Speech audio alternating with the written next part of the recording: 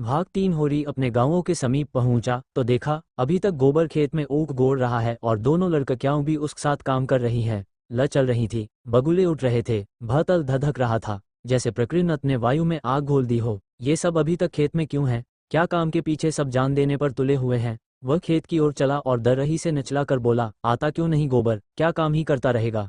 दोपहर ढल गई, कुछ सा झटा है कक नहीं? उसे देखते ही तीनों ने कूदालें उठा ली और उसके साथ हो नले।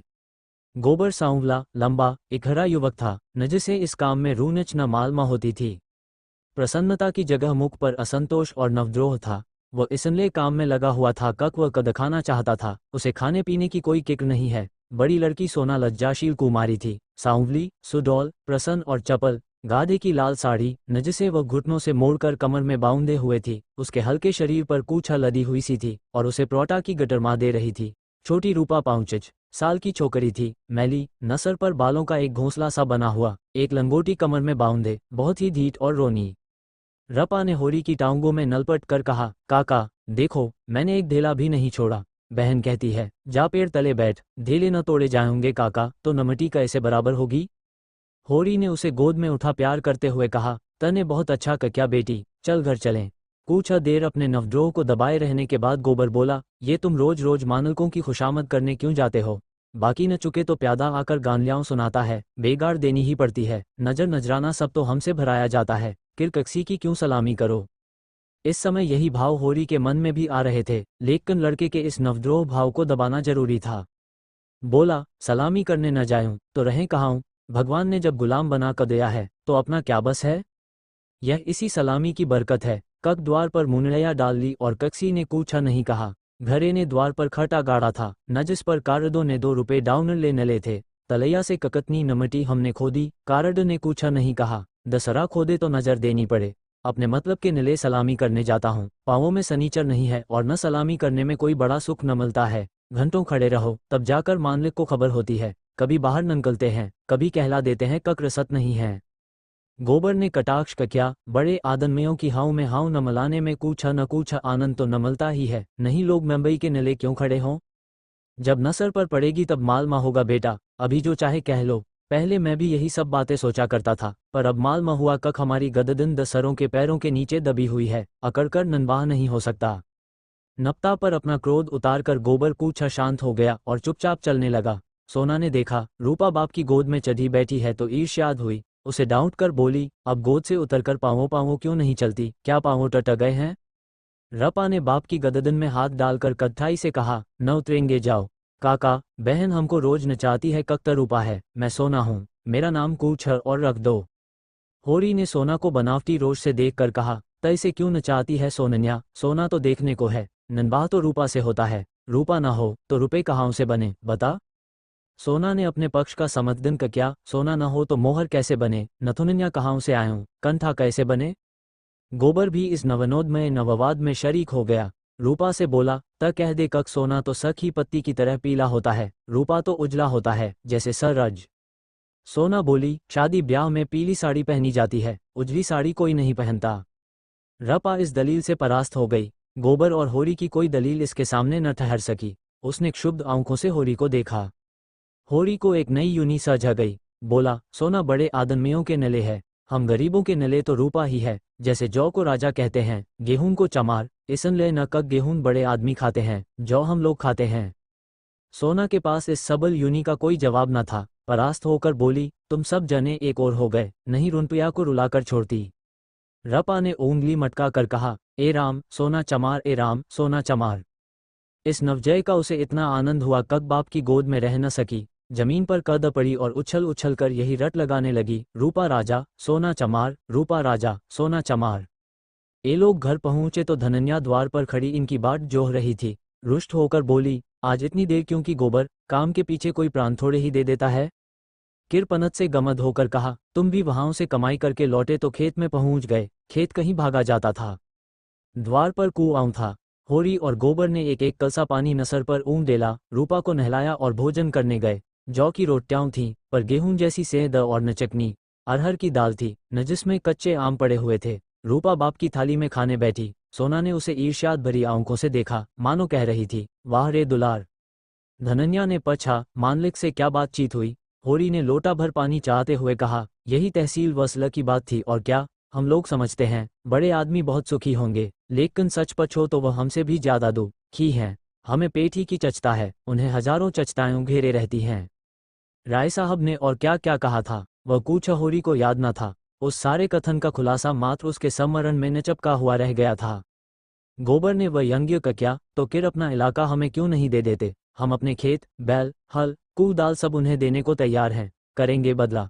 ये सब धता है, ननरी मोटमर्दी, न जिसे दुख होता है। वह दर्जनों मोटरें नहीं रखता, महलों में नहीं रहता, हलवा परी नहीं खाता और न नाच रंग में नल्प रहता है। मजे से राज का सुख भोग रहे हैं, उस पर दुखी हैं। होरी ने झूंझल कर कहा, अब तुमसे बहस कौन करे भाई? जयजात कक्सी से छोड़ी जाती है, कक वही छोड़ देंगे? हमी को खेती से क्या न मिलता है? एक आने निरी की मजरी भी तो नहीं पड़ती। जो 10 रुपये महीने का भी नौकर है वह भी हमसे अच्छा खाता पहनता है, लेकिन खेतों को छोड़ा तो नहीं जाता। खेती छोड़ दें तो और करें क्या? नौकरी कहीं न मिलती है, किर मर्जाद भी तो पालना ही पड़ता है। खेती में जो मर्जाद है वह नौकरी में तो नहीं है। इसी तरह जमींदारों का हाल भी समझ लो, उनकी जान को भी तो सैकड़ों रोग लगे हुए हैं। हाकिमों को रसद पहुंचाओ, उनकी सलामी करो, अमलों को खुश करो, तारीख पर मालगुजारी न चुका दें तो हवालात हो जाए, कुर्की आ जाए। हमें तो कोई हवालात नहीं ले जाता, 2-4 गानल्याओं गुड़कक्याओं ही तो नमल कर रह जाती हैं। गोबर ने प्रंतवाद कक्या, ये सब कहने की बातें हैं। हम लोग दाने दाने को मोहताज हैं, देह पर सांबत कपड़े नहीं हैं, चोटी का पसीना एड़ी तक आता है तब भी गुजर नहीं होता। उन्हें क्या, मजे से गद्दी मसनद लगाए बैठे हैं, सैकड़ों नौकर चाकर हैं, हजारों आदमियों पर हुकूमत है। रुपए न जमा होते हों पर सुख तो सभी तरह का भोगते हैं। धन लेकर आदमी और क्या करता है? तुम्हारी समझ में हम और वो बराबर हैं? भगवान ने तो सबको बराबर ही बनाया है। ये बात नहीं है बेटा, छोटे बड़े भगवान के घर से बनकर आते हैं, संपन्नत बड़ी तपस्या से न मिलती है। उन्होंने पवत जन्म में जैसे कम्त कहे हैं उनका आनंद भोग रहे हैं। हमने कुछ नहीं संचा तो भोगे क्या? ये सब मन को समझाने की बातें हैं। भगवान सबको बराबर बनाते हैं। यहू न जिसके हाथ में लाठी है वह गरीबों को कुचलकर बड़ा आदमी बन जाता है। ये तुम्हारा भरम है। मानलिक आज भी 4 घंटे रोज भगवान का भजन करते हैं। ककस के बल पर यह भजन भाव और दान धर्म होता है, अपने बल पर नहीं। कक्सानों के बल पर और मजदूरों के बल पर ये पाप का धन पचे कैसे? इसलिए दान धर्म करना पड़ता है। भगवान का भजन भी इसलिए होता है। भूखे नंगे रहकर भगवान का भजन करें तो हम भी देखें। हमें कोई दोनों जना खाने को दे तो हम 8 पहर भगवान का जाप ही करते रहें। एक कदम खेत में ऊख गोड़ना पड़े तो सारी भनी भल आ जाए। होरी ने हार कर कहा, अब तुम्हारे मुंह कौन लगे भाई, तुम तो भगवान की लीला में भी टाउंग लड़ाते हो। तीसरे पहर गोबर को दाल लेकर चला तो होरी ने कहा, जरा ठहर जाओ बेटा, हम भी चलते हैं। तब तक थोड़ा सा भसा ननकाल कर रख दो, मैंने भोला को देने को कहा है, बेचारा आजकल बहुत तंग। गोबर ने अवज्ञा भरी आंखों से देखकर कहा, हमारे पास बेचने को भसा नहीं है। बेचता नहीं हूँ भाई, यूं ही दे रहा हूँ। वह संकट में है, उसकी मदद तो करनी ही पड़ेगी। हमें तो उन्होंने कभी एक गाय नहीं दे दी, दे तो रहा था पर हमने ली ही नहीं। धनन्या मटक कर बोली, गाय नहीं वह दे रहा था, इन्हें गाय दे देगा। आंख में अंजन लगाने को कभी न चल भर दध तो भेजा नहीं, गाय दे देगा। होरी ने कसम खाई, नहीं जवानी कसम, अपने पछाई गाय दे रहे थे। हाथ तंग है, भसा चारा नहीं रख सके, अब एक गाय बेचकर भसा लेना चाहते हैं। मैंने सोचा संकट में पड़े आदमी की गाय क्या ल, थोड़ा सा भसा कदय देता हूँ, कुछ रुपए हाथ आ जाएंगे तो गाय ले लगा, थोड़ा थोड़ा करके चुका देगा। 80 रुपए की है, मगर ऐसी का आदमी देखता रहे। गोबर ने आड़े हाथों न लिया, तुम्हारा यही धर्मात्मापन तो तुम्हारी दुर्गत कर रहा है। साई साई तो बात है, 80 रुपए की गाय है, हमसे 20 रुपए का भसा ले लें और गाय हमें दे दें, 60 रुपए रह जाएंगे, वह हम धीरे धीरे दे देंगे। होरी रहस्यमय ढंग से मुस्कुराया, मैंने ऐसी चाल सोची है कक गाय सेंट में हाथ आ जाए, कहीं भोला की सगाई ठीक करनी है, बस 2-4 मन भसा तो खाली अपना रंग जमाने को देता हूँ। गोबर ने नतृस्कार का क्या, तो तुम अब सबकी सगाई ठीक करते गिरोगे? धनन्या ने तीखी आंखों से देखा, अब यही एक उद्यम तो रह गया है, नहीं देना है हमें भसा कक्सी को, यूं भोला भोली कक्सी का कर्ज नहीं खाया है। होरी ने अपने सेई दी, अगर मेरे जतन से कक्सी का घर बस जाए तो इसमें कौन सी बुराई है? गोबर ने नचलम उठाई और आग लेने चला गया, उसे ये झमेला न बिल्कुल नहीं भाता था। धनन्या ने नसर नहलाकर कहा, जो उनका घर बसाएगा वो 80 रुपए की गाय लेकर चुप न होगा, एक थैली न गनवाएगा। होरी ने पुचारा कर दिया, यह मैं जानता हूँ, लेकिन उनकी भलमनसी को भी तो देखो, मुझसे जब न मिलता है तेरा बखान ही करता है, ऐसी लक्ष्मी है, ऐसी सलीकेदार है। धनन्या के मुख पर निग्धता झलक पड़ी। मन भाए मुंडिया नहलाए वाले भाव से बोली, मैं उनके बखान की भखी नहीं हूँ, अपना बखान धरे रहें। होरी ने भरी मुस्कान के साथ कहा, मैंने तो कह क दिया भैया, वह नाक पर मक्खी भी नहीं बैठने देती, गालियों से बात करती है, लेकिन वह यही कहे जाए कक वह औरत नहीं, लक्ष्मी है। बात यह है कक उसकी घरवाली जबान की बड़ी तेज थी, बेचारा उसके डर के मारे भागा भागा किरता था, कहता था, न जिस कदन तुम्हारी घरवाली का मुंह सवेरे देख लेता हूँ, उस कदन कूछा न कूछा जरूर हाथ लगता है। मैंने कहा, तुम्हारे हाथ लगता होगा, यूं तो रोज देखते हैं, कभी पैसे से भेंट नहीं होती। तुम्हारे भाग ही खोटे हैं, तो मैं क्या करूं? लगा अपने घरवाली की बुराई करने। नबखारी को भीख तक नहीं देती थी, झाड़ लेकर मारने दौड़ती थी, लालनचन ऐसी थी कक नमक तक 10 अरों के घर से मांग लाती थी। मरने पर कक्सी की क्या बुराई करूं, मुझे देखकर जल उठती थी। भोला बड़ा गमखोर था, कक उसके साथ ननबाह कर कदया। दशहरा होता तो जहर खा मर जाता। मुझसे 10 साल बड़े होंगे भोला, पर राम राम पहले ही करते हैं। तो क्या कहते थे कक, न जिस कदन तुम्हारी घरवाली का मुंह देख लेता हूं तो क्या होता है? उस कदन भगवान कहीं न कहीं से कूछा भेज देते हैं। बहुएं भी तो वैसी ही चटोटन आए हैं। अब की सबों ने 2 रुपए के खरब जे उधार खा डाले, उधार न मल जाए, फिर उन्हें चचता नहीं होती कक देना पड़ेगा या नहीं। अरे भोला, रोते काहे को हैं? गोबर आकर बोला, भोला दादा आ पहुँचे, मन दो मन भसा है, वह उन्हें दे दो, फिर उनकी सगाई धने ननकलो। धनन्या ने समझाया, आदमी द्वार पर बैठा है, उसके नले खाट वॉट तो डाल नहीं दी, ऊपर से लगे भुनभुनाने, कूछा तो भलमनसी सीखो, कल सा ले जाओ, पानी भर कर रख दो, हाथ मुंह धोयूं, कूछा रस पानी नपला दो। मुसीबत में ही आदमी दसरों के सामने हाथ लाता है। होरी बोला, रस वस का काम नहीं है, कौन कोई पाहुने हैं? धनन्या नबगड़ी, पाहुने और कैसे होते हैं? रोज रोज तो तुम्हारे द्वार पर नहीं आते हैं।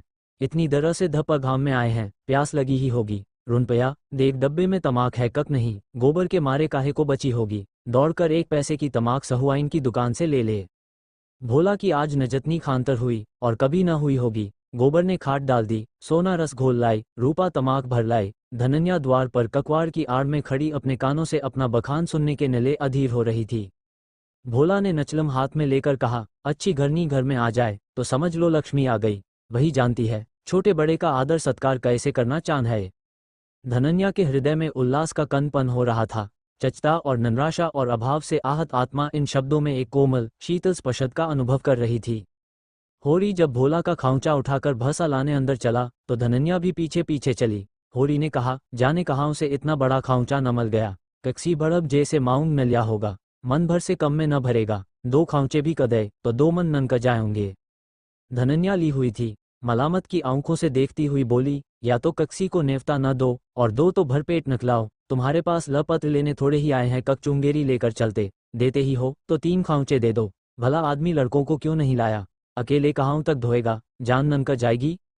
3 खांचे तो मेरे कदे न कदे जाएंगे, तब क्या 1 खांचा देकर टालोगे? गोबर से कह दो अपना खांचा भरकर उनके साथ चला जाए।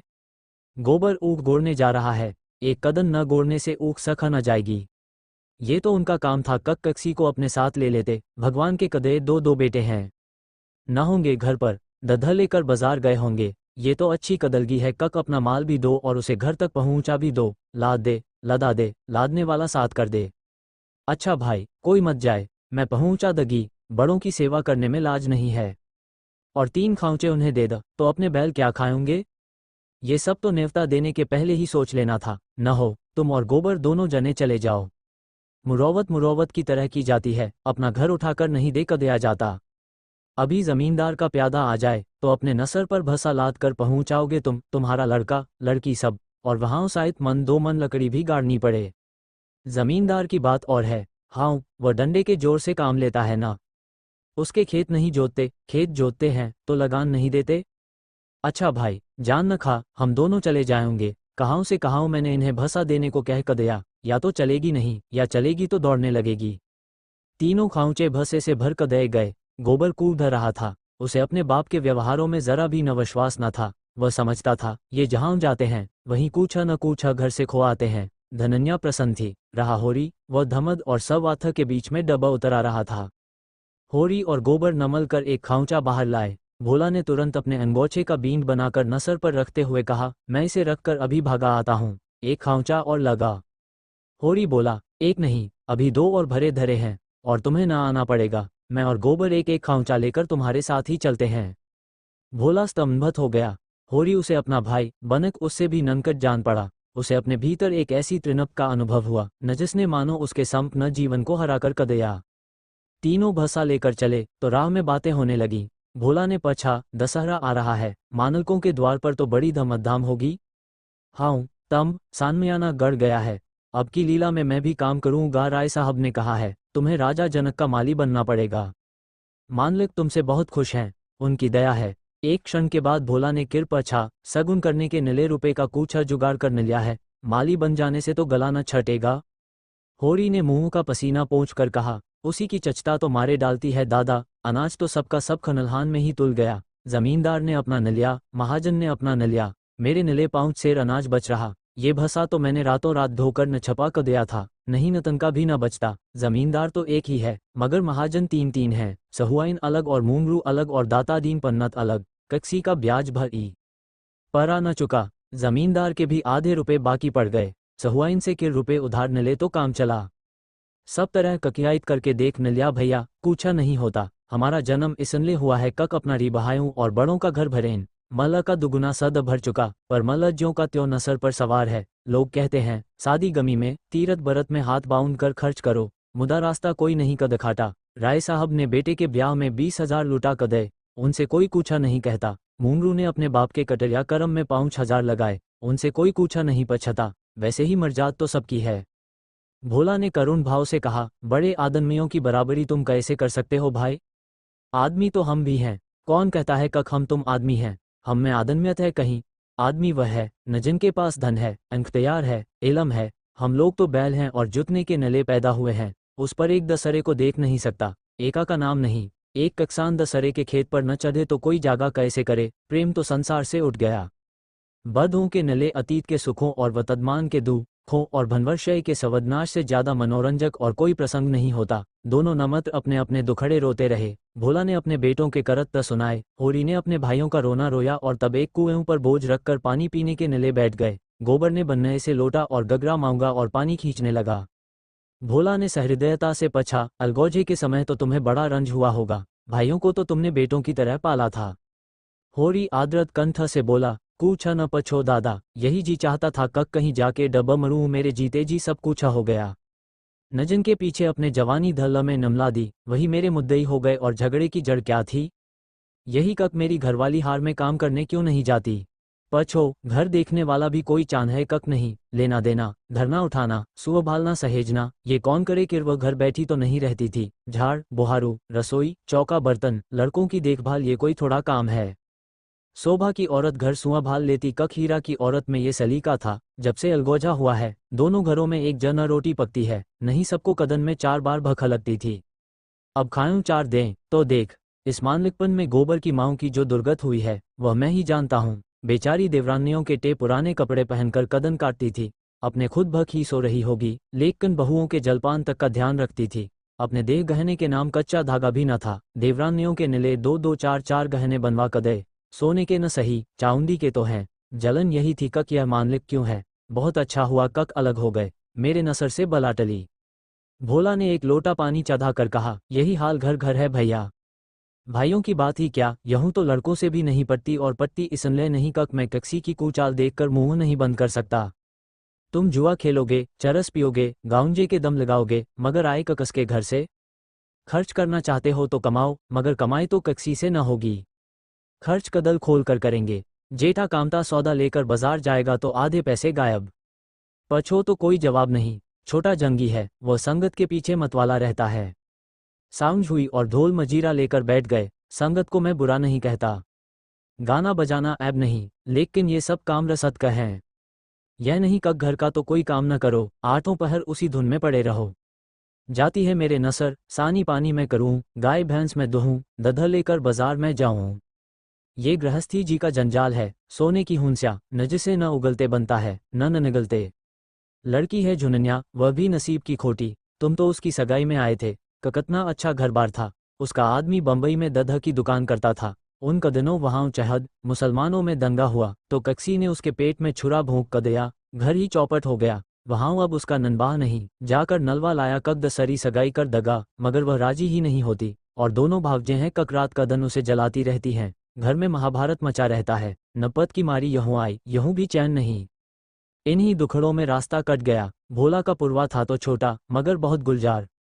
अनधिकतर अहीर ही बसते थे और कक्सानों के देखते इनकी दशा बहुत बुरी न थी।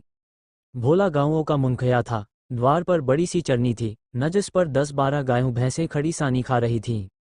ओसारे में एक बड़ा सा तख्त पड़ा था जो शायद 10 आदमियों से भी न उठता।